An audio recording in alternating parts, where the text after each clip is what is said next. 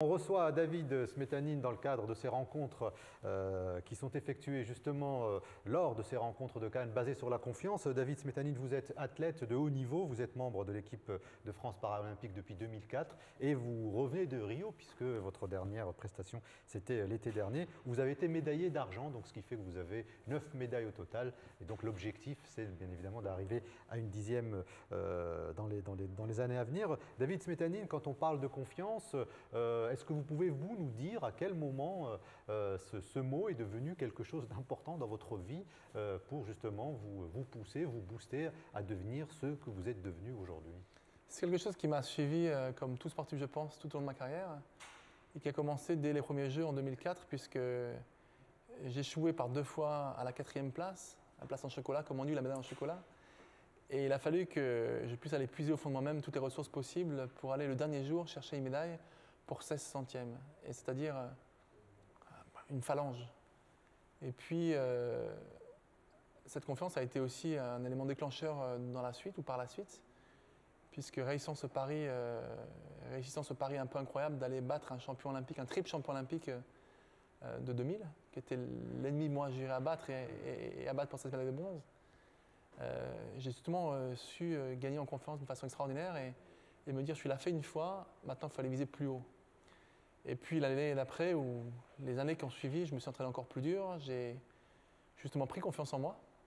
Et c'est là où le mot prend tout son sens et j'ai réussi en 2004, grâce à cette médaille, voilà, à me créer un cocon, à m'offrir une sécurité quelque part qui allait me permettre de pouvoir faire beaucoup mieux en 2008. Et 2008, l'Olympiade d'après, je reviens comme Français le plus médaillé olympique et paralympique avec 2 médailles d'or et 2 médailles d'argent. Alors ça, c'est votre activité sportive, mais il y a aussi l'activité du citoyen. Est-ce que ce mot de la confiance, justement, est quelque chose qui, selon vous, perd de son poids, de sa vigueur dans la société dans laquelle nous vivons, ou est-ce qu'il y a malgré tout dans notre société des poches de confiance où les citoyens finalement se regroupent, mutualisent leurs efforts et arrivent à vivre pleinement en confiance les uns envers les autres, ou uniquement cette question de la confiance, elle est dénaturée parce qu'on a un regard plutôt médiatique sur une société anxiogène? Il y a un souci d'harmonie, je pense, dans la société qui crée ce problème de confiance, un conflit les uns envers les autres. On est toujours méfiant de l'autre, on n'est pas toujours rassuré et on ne fait pas forcément facilement confiance. C'est pas simple de faire confiance à l'autre. Oui, cette difficulté-là, il faut la surmonter pour autant et prendre ce risque à un moment donné vis-à-vis de l'autre, vis-à-vis du politique, vis-à-vis de son marchand de journaux, vis-à-vis de son primeur, de son maraîcher, enfin peu importe. Il faut arriver à prendre ce risque-là pour pouvoir créer un lien de confiance, créer un lien entre les hommes, entre les personnes de la société et créer un environnement qui devient de ce fait propice.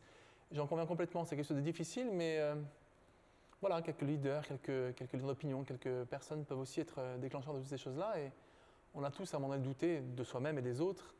Et puis si en étant rassuré par des éléments importants dans notre parcours, dans notre vie, qui font qu'on a réussi à s'ouvrir aux autres et être un peu moins... Et vous, qu'est-ce qui vous a mis le plus en confiance?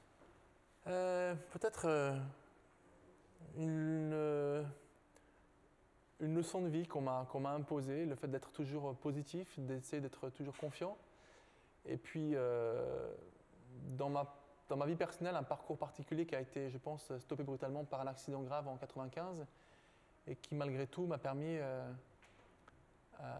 après beaucoup d'angoisse, on est dans un univers qui est différent, le handicap, on ne sait pas ce que c'est, on découvre quelque chose de différent, on vit différemment et on doit s'adapter vraiment aux autres et leur faire confiance aussi, notamment les chirurgiens. On reconstruit ses repères, c'est ça, tout à fait. Et c'est le fait d'avoir pu surmonter cette partie-là qui m'a quelque part plongé dans une autre forme de confiance et de me dire aujourd'hui tu es prêt pour traverser la vie et avancer pleinement dans ton activité, qu'elle soit sportive, politique ou autre. J'ai su petit à petit reconstruire une base solide pour être sûr de ce que je faisais, la prise de risque. Et comment on fait pour passer le cap de la sphère individuelle, familiale, autour de cette confiance en soi que vous avez reconstruite, pour la mettre à disposition de la société dans laquelle on évolue? Il y a une forme de coaching, de motivation qui vient des autres aussi. On n'est pas tout seul dans la vie et on est capable de surmonter un accident comme celui que j'ai vécu parce qu'on est bien entouré. La famille qui est le lien le plus proche, bien sûr, les chirurgiens aussi qui nous font une confiance particulière et qui nous disent on croit en toi, on sait que tu vas pouvoir t'en sortir, avancer. Nous, médicalement, on peut te prouver que tu as réussi quelque chose, qu'on a réussi quelque chose, une opération qui est réussie pour nous et on a de ce fait une chance d'optimiser la suite. Et puis après, c'est l'environnement, à un moment donné, qui est aussi l'entourage, qui est décisif et qui fait qu'on arrive à avoir des appuis sur lesquels pouvoir se reposer, se poser, et qui nous donne envie d'avancer et qui nous permettent d'avancer. Je pense que c'est quelque chose qui est essentiel. On n'est pas tout seul dans cet environnement. L'entourage est quelque chose de très important. Ce qui vous fait avancer aujourd'hui, c'est évidemment cette candidature, entre autres, de Paris 2024. Oui. Ça sera ma dernière question.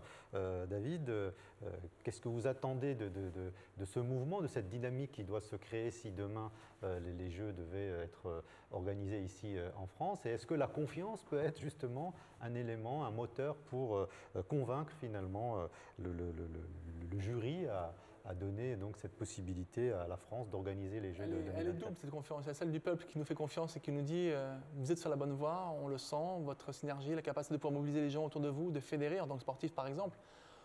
Bon, on a un peu un rôle d'ambassadeur quand même, il ne faut pas l'oublier, mais au-delà de ça, c'est ce peuple qui nous fait confiance et qui se dit on est conscient que c'est important aujourd'hui de pouvoir ramener les gens en France et qu'on va gagner en harmonie.